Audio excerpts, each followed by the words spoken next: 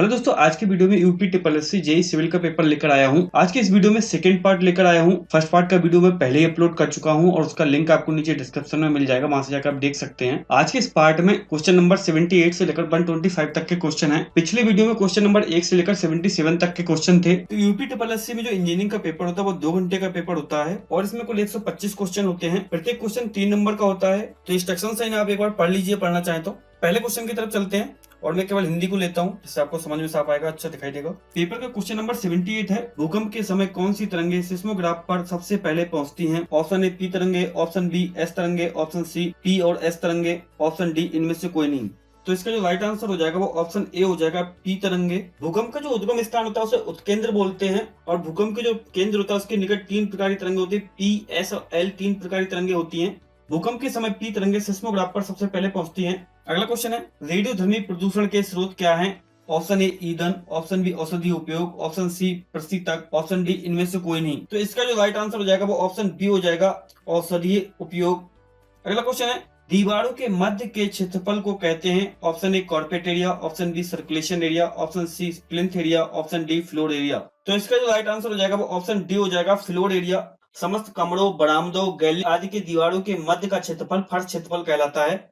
अगला क्वेश्चन है, यदि चित्र में दिखाई गई चैनल काट मितव्ययी काट हो तो इसका क्षेत्रफल होगा? Option A equal 1.414 by square, option B A equal 0.5 by square, option C A equal 2 by square, option D A equal 1.914 by square. तो इसका जो राइट आंसर हो जाएगा वो ऑप्शन ए हो जाएगा, ए इक्वल 1.414 बाई स्क्वायर। अगला क्वेश्चन है, एक 90 डिग्री अंश की त्रिकोणीय नौच का विसर्जन गुणांक 0.6 है। यदि नौच का विसर्जन सूत्र Q equal K into H की पावर n हो तो K का मान कितना होगा? और लें G का मान दे रखा है इसमें और आपका √10 का मान दे रखा है। तो ये सोल्यूशन है, इसको करना है आपको। तो ऑप्शन ए है 12, ऑप्शन बी है 14, ऑप्शन सी है 18, ऑप्शन डी है आंकड़े अपर्याप्त हैं। तो त्रिकोणीय नौच का जो विसर्जन सूत्र होता है वो होता है Q इक्वल 8/15 CD √2G और tan θ/2 h की पावर 5/2। तो यहाँ पर हमें देखा जाए तो CD विसर्जन गुणांक का मान नहीं दिया है, अतः इसमें आंकड़े अपर्याप्त हैं, तो इसलिए इसका राइट आंसर हो जाएगा ऑप्शन डी।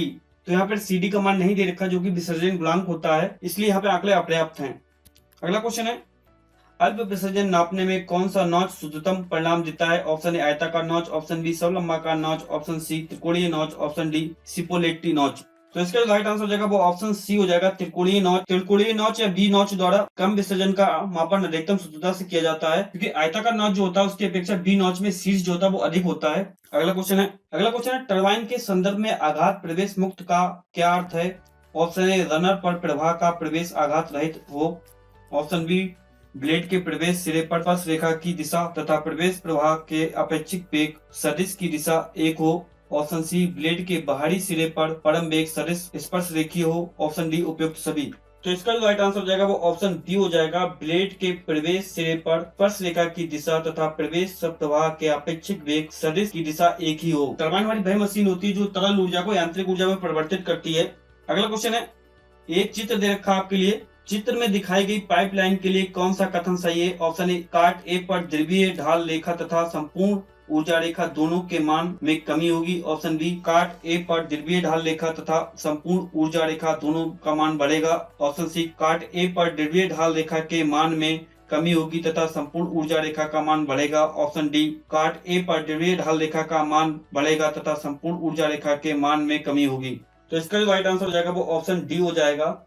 अगला क्वेश्चन है, 4 सेंटीमीटर व्यास के साबुन के बुलबुले के अंदर दाब का मान कितना होगा? पानी का पृष्ठ तनाव 0.0736 न्यूटन मीटर है, option A 10.36 newton per metre square, option B 1.84 newton per metre square, option C 3.68 newton per metre square, option D इनमें से कोई नहीं। तो इसका जो राइट आंसर हो जाएगा वो ऑप्शन ए हो जाएगा, 7.36 न्यूटन पर मीटर स्क्वायर। और इसके लिए फार्मूला लगाएंगे वो हम लगाएंगे P इक्वल 40/D। टी यहाँ पे हमें पृष्ठ तनाव दे रखा है और डी हमें व्यास है, व्यास भी हमें दे रखा है, बस हम इसको कैलकुलेट कर लेंगे। अगला क्वेश्चन है, प्रश्न संख्या 87 तथा 88 नीचे दिए गए चित्र के आधार पर आधारित हैं। ये पूरा डायग्राम दे रखा है आपको, एक डैम का डायग्राम दे रखा है, यहाँ पे पानी की सतह दे रखी है। तो इसमें पहला क्वेश्चन है क्वेश्चन नंबर 87, पानी की सतह से दाब केंद्र की गहराई कितनी होगी? Option A 3 metre, option B 3.25 metre, option C 2.75 metre, option D 3.75 metre. तो इसका जो राइट आंसर हो जाएगा वो ऑप्शन हो जाएगा बी 3.25 मीटर। दाब केंद्र की गहराई का जो है वो फार्मूला लगेगा, वो लगेगा एच बार इक्वल आई जी अपॉन ए एक्स बार प्लस एक्स बार। इसमें वैल्यू पुटअप करके गेट, इसमें हम गेट का क्षेत्रफल निकाल लेंगे और आई जी जो है इनर्शिया निकाल लेंगे और इसके बाद फिर हम एच का मान निकाल लेंगे। अगला क्वेश्चन है इसी का सेकंड पार्ट। कंक्रीट ब्लॉक के केंद्र पर कितना बल कार्य कर रहा है? Option A 94.5 kilo newton, option B 125 kilo newton, option C 121.5 kilo newton, option D 90 kilo newton. तो इसका जो राइट आंसर हो जाएगा वो ऑप्शन बी हो जाएगा 125 किलो न्यूटन। अगला क्वेश्चन है वेंचुरी मापी के अभिसारी शंकु की लंबाई लगभग कितनी होती है? कैपिटल डी प्रवेश काट का व्यास तथा स्मॉल डी कंठ का व्यास। Option A 2 bracket capital D minus small D, option B 2.5 bracket capital D minus small D, option C 2.7 bracket capital D minus small D, option D 2.25 bracket capital D minus small D. तो इसका जो right answer हो जाएगा वो option B हो जाएगा 2.5 bracket capital D minus small D. अपसारी शंक्वाकार की जो लंबाई होती है वो 2.5 capital D minus small D रखी जाती है और जो अपसारी शंक्वाकार नली होती है उसकी लंबाई जो रखी जाती है वो 7.5 capital D minus small D रखी जाती है। अगला क्वेश्चन है एक छोटे ऑरिफिस से निकलने वाले जेट का वेग v इक्वल √2g होता है। इस वेग के संबंध में कौन सा कथन सही है? ऑप्शन ए ये जेट का औसत वेग है, ऑप्शन बी ये ऑरिफिस के मुख पर जेट का वेग है, ऑप्शन सी ये बिना कॉन्ट्रैक्टर पर जेट का वेग है, ऑप्शन डी ये जेट का पहुंच वेग है। तो इसका जो राइट आंसर हो जाएगा वो ऑप्शन डी हो जाएगा, ये जेट का पहुंच वेग है। छोटे ऑरिफिस से निकलने वाले जेट का जो वेग होता है √2g जेट का पहुंच वेग होता है। अगला क्वेश्चन है क्वेश्चन नंबर 91। बहुचरण पंप के लिए कौन सा कथन असत्य है? ऑप्शन ए ये अधिक उच्च शीर्ष पर कम विसर्जन के लिए प्रयोग किए जाते हैं, ऑप्शन बी ये मध्यम शीर्ष पर कम विसर्जन के लिए प्रयोग किए जाते हैं, ऑप्शन सी ये अत्यधिक उच्च शीर्ष पर अधिक विसर्जन के लिए प्रयोग किए जाते हैं, ऑप्शन डी ये कम शीर्ष पर अधिक विसर्जन के लिए प्रयोग किए जाते हैं। तो इसका राइट आंसर हो जाएगा वो ऑप्शन ए हो जाएगा, ये अत्यधिक उच्च शीर्ष पर कम विसर्जन के लिए प्रयोग किए जाते हैं। अगला क्वेश्चन है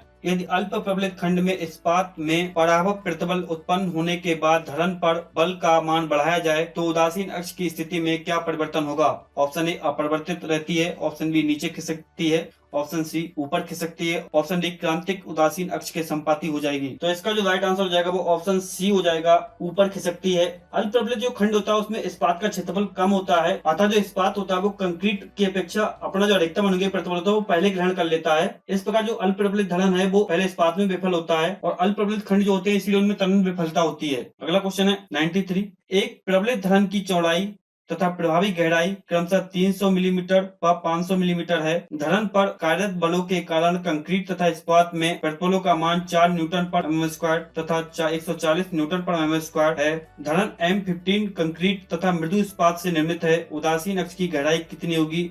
M का मान 19 लीजिए। Option A 142.5 mm, option B 202 mm, option C 168 mm, option D आंकड़े अपर्याप्त हैं। तो इसका जो राइट आंसर हो जाएगा वो ऑप्शन बी हो जाएगा 202। उदासीन अक्ष की जो गहराई का फार्मूला तब होता है x equal m sigma cv into D upon m sigma cv plus sigma st। यहाँ पे आपको कंक्रीट का इस्पात जो इसमें दे रखा 4 न्यूटन पर mm स्क्वायर, ये ना लेके हमें M15 ग्रेड के लिए जो सिग्मा cv की वैल्यू होती है वो 5 न्यूटन पर mm स्क्वायर होती है, उसको हम लेंगे और सिग्मा एसटी की वैल्यू 140 दे रखी है। यहाँ पर हमें डी भी दे रखा है, यहाँ पर एम का मान भी दे रखा है, सबको पुटअप कर दिए, एक्स का मान खुद ही निकल आएगा। अगला क्वेश्चन है कंक्रीट की ग्रहणता मापदंड सुनिश्चित करने के लिए कौन से परीक्षण किए जाते हैं? नंबर 1 7 दिनों के फटन पश्चात मापांक परीक्षण, नंबर 2 7 दिनों के पश्चात संपीड़न सामर्थ्य परीक्षण, नंबर 3 28 दिनों के पश्चात संपीड़न सामर्थ्य परीक्षण। तो इसमें से हमें सही विकल्प चुनना है कि 1 नंबर सही होगा, 2 नंबर सही होगा, 3 नंबर सही होगा, तीनों सही होंगे। ऑप्शन ए है 1 और 3, ऑप्शन बी है 1 और 2, ऑप्शन सी है 1 2 और 3, ऑप्शन डी है केवल 3। तो इसलिए इसका राइट आंसर हो जाएगा वो ऑप्शन डी हो जाएगा, केवल 3। कंक्रीट की गहनता मापदंड सुनिश्चित करने के लिए 28 दिनों के बाद संपीड़न सामर्थ्य परीक्षण किया जाता है। अगला क्वेश्चन है क्वेश्चन नंबर 95 है कंक्रीट के परीक्षण हेतु लिए जाने वाले नमूनों की संख्या किन कारकों पर निर्भर करती है? ऑप्शन ए कंक्रीट के ग्रेड पर, ऑप्शन बी कंक्रीट के अनुमानित सामर्थ्य पर, ऑप्शन सी कार्य में प्रयुक्त कंक्रीट की मात्रा पर, ऑप्शन डी उपयुक्त सभी पर। तो इसका जो राइट आंसर हो जाएगा वो ऑप्शन सी हो जाएगा, कार्य में प्रयुक्त कंक्रीट की मात्रा पर। कंक्रीट के परीक्षण के लिए जो नमूनों की संख्या होती है वो कार्य में प्रयुक्त कंक्रीट की मात्रा पर निर्भर करती है। अगला क्वेश्चन है निम्नलिखित में से कौन सा कारक आर्द्रता तथा तापमान के दिए गए मान पर कंक्रीट में सिकुड़न को सर्वाधिक प्रभावित करते हैं? ऑप्शन ए जल सीमेंट अनुपात, ऑप्शन बी कंक्रीट मिश्रण बनाते समय जल की कुल मात्रा, ऑप्शन सी सीमेंट का प्रकार, ऑप्शन डी उपयुक्त सभी। तो इसका जो राइट आंसर हो जाएगा वो ऑप्शन डी हो जाएगा, कंक्रीट बनाते समय जल की कुल मात्रा। कंक्रीट के तापमान आर्द्रता कंक्रीट को गलने को सर्वाधिक प्रभावित करता है। अगला क्वेश्चन है, इसमें आपको सम्मिलित करना है, ऑप्शन मिलाने हैं। तो यहाँ पे पॉइंट दे रखे हैं ए बी सी डी, चारों पॉइंटों को, और इधर 1 2 3 है, इनको आपको मिलाना है, कौन सा किसका ठीक होगा। तो ऑप्शन ए है, इसमें ए का 3 होगा, बी का 2 होगा, सी का 1 होगा, डी का 4 होगा। ऑप्शन बी है यहाँ पे ए का 4 होगा, बी का 2 होगा, सी का 1 होगा, डी का 3 होगा। ऑप्शन सी है यहाँ पे ए का 3 होगा, बी का 2 होगा, सी का 4 होगा, डी का 1 होगा। ऑप्शन डी है यहाँ पर ए का 4 होगा, बी का 3 होगा, सी का 1 होगा, डी का 2 होगा। तो इसका जो राइट आंसर हो जाएगा वो ऑप्शन डी हो जाएगा, जो यहाँ पे इसमें कॉलम दे रखा है, ये डी वाला जो हो जाएगा। तीसरा हो जाएगा कठोर, ये इसका हो जाएगा, ये इसका हो जाएगा, ये पहले वाले का हो जाएगा, और ये इसका हो जाएगा। अगला क्वेश्चन है, IS 456 के अनुसार सीमांत अभिकल्पन विधि में कंक्रीट के प्रतिबल विकृति वक्र के संदर्भ में क्या सही है। ये कोड का क्वेश्चन है। मैंने पिछले वीडियो में आपसे कहा था कि कोड को पढ़ लीजिए, जितने भी आपके कंक्रीट के या स्टील के या ब्रिक्स के या सीमेंट के कोड है उनको पढ़ लीजिए, क्योंकि उनसे क्वेश्चन पूछे जाते हैं। ऑप्शन ए, कोड किसी भी उचित वक्र के प्रयोग की अनुमति देता है। ऑप्शन बी, वक्र 0.0035 की विकृति तक परवलयाकार है। ऑप्शन सी, वक्र 0.002 की विकृति तक सरल रेखीय है। ऑप्शन डी, इनमें से कोई नहीं। तो इसका जो राइट आंसर हो जाएगा वो ऑप्शन ए हो जाएगा, कोड किसी भी उचित वक्र के प्रयोग की अनुमति देता है। अगला क्वेश्चन है, क्वेश्चन नंबर 99, 300 मिलीमीटर चौड़ी व 500 मिलीमीटर प्रभावी गहराई के एक धरन में क्रांतिक काट का अभिकल्पन कर्तन बल का मान 270 किलो न्यूटन है। इस्पात की प्रतिशत मात्रा के आधार पर कंक्रीट में अनुमेय कर्तन प्रतिबल 0.4 न्यूटन पर mm स्क्वायर है। निम्नलिखित में कौन सा कथन सत्य है। टाउ सी की वैल्यू दे रखी है 1.6 न्यूटन पर mm स्क्वायर, यानी टाउ सी आपकी इस्पात का अनुमेय प्रतिबल दे रखा है। ऑप्शन ए, 300 किलो न्यूटन के कर्तन बल के लिए कर्तन प्रबलन का अभिकल्पन किया जाएगा। ऑप्शन बी, 210 किलो न्यूटन के कर्तन बल के लिए कर्तन प्रबलन का अभिकल्पन किया जाएगा। ऑप्शन सी, 270 किलो न्यूटन के कर्तन बल के लिए कर्तन प्रबलन का अभिकल्पन किया जाएगा। ऑप्शन डी, खंड का पुनः अभिकल्पन करना पड़ेगा। तो इसका जो राइट आंसर हो जाएगा वो ऑप्शन डी हो जाएगा, खंड का पुनः अभिकल्पन करना पड़ेगा। यहाँ पर टाउ सी का मान दे रखा है आपको, और आपको टाउ बी का मान निकाल लेना है। टाउ बी का फार्मूला होता है B/B/D। कर्तन बल आपको दे रखा है, और जो खंड का क्रॉस सेक्शन है वो भी आपको दे रखा है, BOD भी दे रखा है। तो वहां से आपको टाउ सी की वैल्यू मिल जाएगी, और टाउ बी की वैल्यू ऑलरेडी दे रखी है। लेकिन जब टाउ बी का मान निकालेंगे तो वो टाउ सी से अगर ज्यादा आता है तो खंड को पुनः अवकल्पित करना पड़ेगा, या तो टाउ सी से कम आना चाहिए। कंडीशन है कोड की। अगला क्वेश्चन है, कंक्रीट की अभिलाक्षणिक सामर्थ्य के संबंध में निम्नलिखित कथन पर विचार करें। नमूनों के परीक्षण सामर्थ्य का अर्थ X नमूनों की औसत सामर्थ्य से है। एक नमूने की सामर्थ्य में औसत सामर्थ्य के प्लस माइनस y प्रतिशत से अधिक का अंतर नहीं होना चाहिए। यहाँ x तथा y का मान कितना होगा। ऑप्शन ए 5,15 क्रमशः, ऑप्शन बी 5,5 क्रमशः, ऑप्शन सी 3,5 क्रमशः, ऑप्शन डी 3,15 क्रमशः। तो इसका जो राइट आंसर हो जाएगा वो ऑप्शन डी हो जाएगा, 3,15 क्रमशः। अगला क्वेश्चन है, Fe 415 ग्रेड इस्पात में 0.87 F/y प्रतिबल के सापेक्ष संपूर्ण विकृति कितनी होगी। Option A 0.0035, option B 0.0038, option C 0.002, option D 0.004। तो इसका जो राइट आंसर हो जाएगा वो ऑप्शन बी हो जाएगा, 0.0038। अगला क्वेश्चन है, ये क्वेश्चन नंबर 102 है। स्तंभों में पार्श्व प्रबलन के लिए बहुभुजाकार छल्लों का प्रयोग किया जाता है। इस बहुभुजीय छल्लों में अधिकतम कितनी भुजाएं हो सकती हैं। Option A 6, option B 10, option C 8, option D 12। तो इसका जो राइट आंसर हो जाएगा वो ऑप्शन सी हो जाएगा, 8। अगला क्वेश्चन है, और ये अच्छा क्वेश्चन है, नागपुर रोड प्लान के सूत्र किस मार्ग पद्धति पर आधारित थे। ऑप्शन ए आयताकार व ब्लॉक पद्धति, ऑप्शन बी स्टार तथा जाल पद्धति, ऑप्शन सी स्टार तथा ब्लॉक पद्धति, ऑप्शन डी स्टार तथा वृत्ताकार पद्धति। तो इसका जो राइट आंसर हो जाएगा वो ऑप्शन बी हो जाएगा, स्टार तथा जाल पद्धति। नागपुर सड़क प्लान भारतीय सड़क कांग्रेस की सलाह पर 1943 में सभी प्रांतों के मुख्य अभियंताओं का एक सम्मेलन हुआ था। नागपुर सड़क प्लान के अनुसार ही जो आपके राष्ट्रीय राजमार्ग हैं, स्टेट मार्ग हैं, या जो जिला सड़कें हैं वो डिवाइडेशन किया गया है। तो इसके अकॉर्डिंग 5 प्रकार की सड़कें बनाई गई थी, national highway, state highway, major district road, other district road और विलेज रोड। अगला क्वेश्चन है, लखनऊ रोड प्लान के संबंध में क्या सही है। एक नंबर है, तीव्र आगमन के लिए एक्सप्रेस वे की उपलब्धता 2000 किलोमीटर होनी चाहिए। नंबर 2 है, राष्ट्रीय राजमार्ग की कुल लंबाई 66,000 किलोमीटर होनी चाहिए। नंबर 3 है, राष्ट्रीय राजमार्ग की कुल लंबाई 1,45,000 किलोमीटर होनी चाहिए। तो यहाँ पे सही विकल्प बताना है। ऑप्शन ए केवल 1, ऑप्शन बी 1 और 3, ऑप्शन सी 2 और 3, ऑप्शन डी 1, 2 और 3। तो इसका जो राइट आंसर हो जाएगा वो ऑप्शन डी हो जाएगा, 1, 2 और 3 चीजें सही है। इसमें तीनों प्रस्ताव रखे गए थे।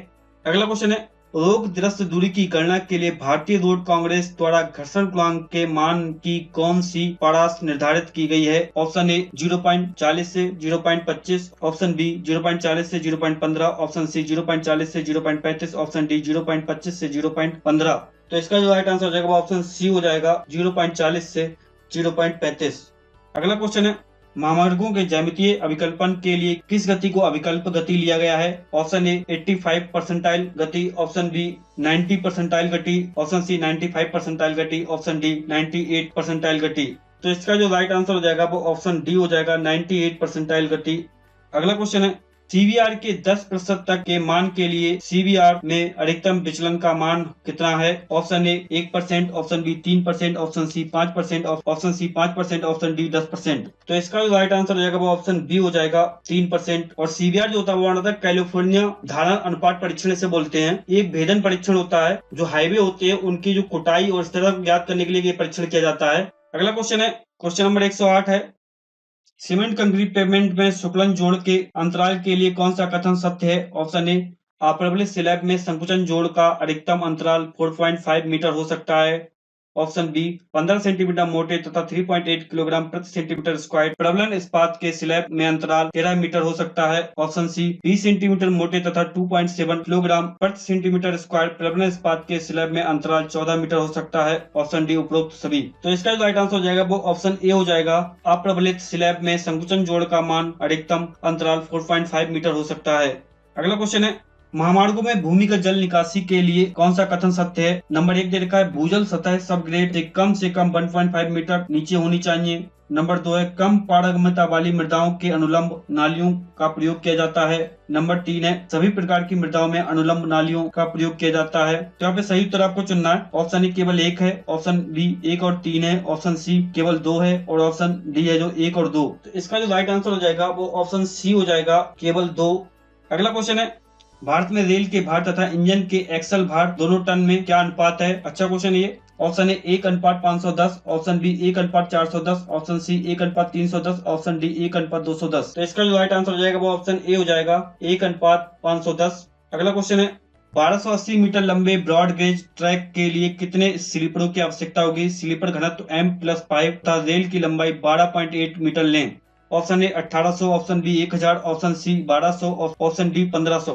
तो इसका राइट आंसर हो जाएगा वो ऑप्शन ए हो जाएगा, 1800। स्लीपरों की संख्या जो ज्ञात करें उसके लिए सूत्र लेते हैं हम, जो N+3 से N+5 तक का लेते हैं। जहाँ पे N होती है वो रेल की लंबाई होती है, उसमें जोड़ देते हैं स्लीपरों की संख्या निकालने के लिए। तो यहाँ पे अगर रेल की लंबाई दे रखी है 12.8 और इसमें 5 जोड़ दे तो हो जाएगी 17.8, यानी कि 18 स्लीपर चाहिए होंगे। और टोटल लंबाई हमारी है 1280, तो 1280 को 12.8 से भाग कर देंगे तो हमारे सीधे सीधे 1800 स्लीपर निकल आएंगे। अगला क्वेश्चन है, किसी ब्रॉड गेज रेल खंड पर 200 में 1 की रोलिंग ढाल के साथ 3 डिग्री का वक्र भी स्थित हो तो वास्तविक रोलिंग ढाल का मान कितना हो? Option A 0.5%, option B 0.44%, option C 0.38%, option D 0.41%। तो इसका जो राइट आंसर हो जाएगा वो ऑप्शन सी हो जाएगा, 0.38%। अगला क्वेश्चन है, एक ब्रॉड गेज ट्रैक पर 120 किलोमीटर प्रति घंटा की गति के लिए कैंट में कमी की सीमा क्या है? Option A 7.6 centimetre, option B 8.6 centimetre, option C 8.0 centimetre, option D 10 centimetre. तो इसका जो राइट आंसर हो जाएगा वो ऑप्शन ए हो जाएगा, 7.6 सेंटीमीटर। अगला क्वेश्चन है, भारत में ब्रॉड गेज ट्रैक पर अधिकतम प्रयोग की जाने वाली क्रॉसिंग कौन सी है? ऑप्शन ए 1/6 तथा 1/8, ऑप्शन बी 1/12 तथा 1/16, ऑप्शन सी 1/8 तथा 1/16, ऑप्शन डी 1/8 तथा 1/12। तो इसका जो राइट आंसर हो जाएगा वो ऑप्शन डी हो जाएगा, 1/8 तथा 1/12। अगला क्वेश्चन है जो क्वेश्चन नंबर 115, 16, 17 जो इस क्वेश्चन पे आधारित है। ये सोयल मैकेनिक्स का क्वेश्चन है, तो यहाँ पे पहले क्वेश्चन पढ़ लेते हैं। एक मृदा परत का स्थल घनत्व कोर कटर विधि द्वारा ज्ञात किया गया। खाली कोर कटर का भार 1286 ग्राम तथा मृदा से भरे कोर कटर का भार 1396 ग्राम पाया गया। कोर कटर का आयतन 1000 सेंटीमीटर क्यूब तथा मृदा का जलांश 12% है। जी का मान 2.70 और स्मॉल जी का मान 9.8 मीटर पर सेकंड स्क्वायर। क्वेश्चन नंबर जो 115 है इसी क्वेश्चन पर आधारित, मृदा का स्थूल इकाई भार कितना होगा? Option A 19.10 kilonewton per metre cube, option B 18.72 kilometre per metre cube, option C 17.83 kilometre per metre cube, option D 21.20 kilometre per metre cube. तो इसका जो राइट आंसर हो जाएगा वो ऑप्शन बी हो जाएगा, 18.72 किलोमीटर पर मीटर क्यूब। और इस सॉइल मैकेनिक्स का इसे आप सॉल्व करेंगे क्वेश्चन को तो आपको समझ में आएगा। मृदा का शुष्क घनत्व होगा ऑप्शन ए 1.910 ग्राम पर सेंटीमीटर क्यूब, ऑप्शन बी 1.872 ग्राम पर सेंटीमीटर क्यूब, ऑप्शन सी 1.683 ग्राम पर सेंटीमीटर क्यूब, ऑप्शन डी 1.705 ग्राम पर सेंटीमीटर क्यूब। तो इसका जो राइट आंसर हो जाएगा वो ऑप्शन बी हो जाएगा, 1.872 ग्राम पर सेंटीमीटर क्यूब। तीसरा इसका मृदा में सांद्रता का मान कितना है, option A 58.4%, option B 55.55%, option C 78.3%, option D ज्ञात नहीं कर सकते। तो इसका जो राइट आंसर हो जाएगा वो ऑप्शन बी हो जाएगा। अगला क्वेश्चन है क्वेश्चन नंबर 118। एक मृदा प्रतिरस का आयतन 45 सेंटीमीटर स्क्वायर है। इसके द्वारा एकत्र की गई मृदा को एक आसंकित जार में डालने पर इसके द्वारा विस्थापित जल का आयतन 20 सेंटीमीटर क्यूब है। मृदा का रिक्तता अनुपात तथा सांद्रता का मान होगा ऑप्शन ए 0.55 तथा 1.25, ऑप्शन बी 1.25 तथा 0.55, ऑप्शन सी 0.692 तथा 2.25, ऑप्शन डी 2.25 तथा 0.692। तो इसका जो राइट आंसर हो जाएगा वो ऑप्शन बी हो जाएगा, 0.25 तथा 0.55। अगला क्वेश्चन है विशिष्ट गुरुत्व के संबंध में कौन सा कथन सत्य नहीं है। ऑप्शन ए 50 मिलीलीटर घनत्व बोतल सभी प्रकार की मृदा के लिए उपयोगी है, ऑप्शन बी घनत्व बोतल में केरोसिन का प्रयोग किया जाता है, ऑप्शन सी 500 मिलीलीटर फ्लास्क केवल महीन कणों वाली मृदा के लिए प्रयोग किया जाता है, ऑप्शन डी पिग्नोमीटर केवल मोटे कणों वाली मृदा के लिए प्रयोग किया जाता है। तो इसका राइट आंसर हो जाएगा वो ऑप्शन सी हो जाएगा, 500 मिलीलीटर फ्लास्क केवल महीन कणों वाली मृदा के लिए प्रयोग किया जाता है। अगला क्वेश्चन है शुष्क इकाई भार, विशिष्ट गुरुत्व, प्रतिशत वायु रिक्तता तथा जलांश के मध्य कौन सा संबंध सही है। तो ये फार्मूला दे रखा है, तो इसमें जो राइट आंसर हो जाएगा वो आपका ऑप्शन ए हो जाएगा, by D equal 1 minus N naught G Y G gamma upon 1 plus W G. अगला क्वेश्चन है एक मृदा नमूने की संकुचन सीमा 21% है। शुष्क अवस्था में इसका रिक्तता अनुपात कितना होगा। जी का मान 2.70 लीजिए। तो ऑप्शन ए 0.79, ऑप्शन बी है 0.29, ऑप्शन सी है 0.49, ऑप्शन डी है 0.57। तो इसका जो राइट आंसर हो जाएगा वो ऑप्शन डी हो जाएगा, 0.57। अगला क्वेश्चन है क्ले मृदा की सक्रियता के लिए उत्तरदायी खनिज है। Option A kaolinite, option B illite, option C silica, option D montmorillonite. तो इसका जो राइट आंसर हो जाएगा वो ऑप्शन डी हो जाएगा, मांटमोजिलोनाइट। अगला क्वेश्चन है नीचे दिए गए चित्र में मृदा का कौन सा गुण प्रदर्शित किया गया है। ऑप्शन ए सुगठिता, ऑप्शन बी सक्रियता, ऑप्शन सी संवेदनशीलता, ऑप्शन डी थिक्सोट्रॉपी। तो इसका राइट आंसर हो जाएगा वो ऑप्शन डी हो जाएगा, थिक्सोट्रॉपी। अगला क्वेश्चन है ये पूरा एक डायग्राम दे रखा है और इसको क्वेश्चन को आपको कुछ ऐसे समझना पड़ेगा, स्क्रीन पे पूरा अभी नहीं रहा है। कौन सा विकल्प चित्र में दिखाई गई मृदा परत के लिए प्रभावी प्रतिबल आरेख को प्रदर्शित करता है। आप पहले डायग्राम देख लीजिए, आपको ऑप्शन दिखा देते हैं। तो इसमें जो राइट आंसर हो जाएगा वो चित्र ए हो जाएगा, ऑप्शन ए ठीक हो जाएगा डायग्राम के अकॉर्डिंग। अगला क्वेश्चन है रिक्तता अनुपात E1 तथा E2 पर किसी मृदा की पारगम्यता क्रमशः K1 K2 है तो कौन सा संबंध सही है। Option A K1 upon K2 equal 1 plus E1 upon 1 plus E2, option B K1 upon K2 1 minus E1 upon 1 minus E2, option C K1 upon K2 equal E1 upon E2, option D इनमें से कोई नहीं। तो इसका right answer हो जाएगा वो option D हो जाएगा, इनमें से कोई नहीं, क्योंकि इसका जो फार्मूला होता है वो होता है K1 upon K2 equal E1 upon E2 की पावर 2। तो दोस्तों आज की इस वीडियो में क्वेश्चन नंबर 78 से लेकर क्वेश्चन नंबर 125 तक के क्वेश्चन थे। ये यूपीएससी 2016 का आया हुआ पेपर है और जो 31/7/2016 को हुआ था। तो ये टेक्निकल सिविल इंजीनियरिंग का पेपर था। इसमें 125 क्वेश्चन पूछे गए थे। दोस्तों अगर इस पेपर से रिलेटेड कुछ भी पूछना चाहते हैं तो नीचे कमेंट कर दीजिएगा। अगर इस पेपर का पीडीएफ चाहते हैं तो आप मेरे टेलीग्राम चैनल को ज्वाइन कर लीजिए, उसका लिंक नीचे डिस्क्रिप्शन में दिया हुआ है। और अगर आप मुझे सोशल मीडिया पर फॉलो करना चाहते हैं तो उसका भी लिंक नीचे डिस्क्रिप्शन में दे रखा है। वीडियो अगर आपको अच्छा लगा तो वीडियो को लाइक करेगा, क्योंकि लाइक करने से मोटिवेट होते हैं और वीडियो बनाने में काफी टाइम भी लगता है आपके लिए। एक वीडियो बनाने में 4 से 5 घंटे लग जाते हैं। तो दोस्तों वीडियो को लाइक करेगा और वीडियो को अपने कॉलेज दोस्तों के साथ या जो भी आपके सिविल इंजीनियरिंग के दोस्त हैं कोचिंग के, उनके साथ शेयर करिएगा। चैनल पर अगर पहली बार आए तो चैनल को सब्सक्राइब कर लीजिए, साथ में नोटिफिकेशन बेल को भी ऑन कर लीजिए, जिससे जब भी अगला वीडियो मैं अपलोड करूंगा तो उसका नोटिफिकेशन आपको मिल पाएगा और उस वीडियो को आप देख पाएंगे। आपसे मिलता हूँ अगले वीडियो में एक नए टॉपिक के साथ। तब तक के लिए अपना बहुत बहुत ख्याल रखिएगा और मन लगाकर पढ़ाई करिएगा।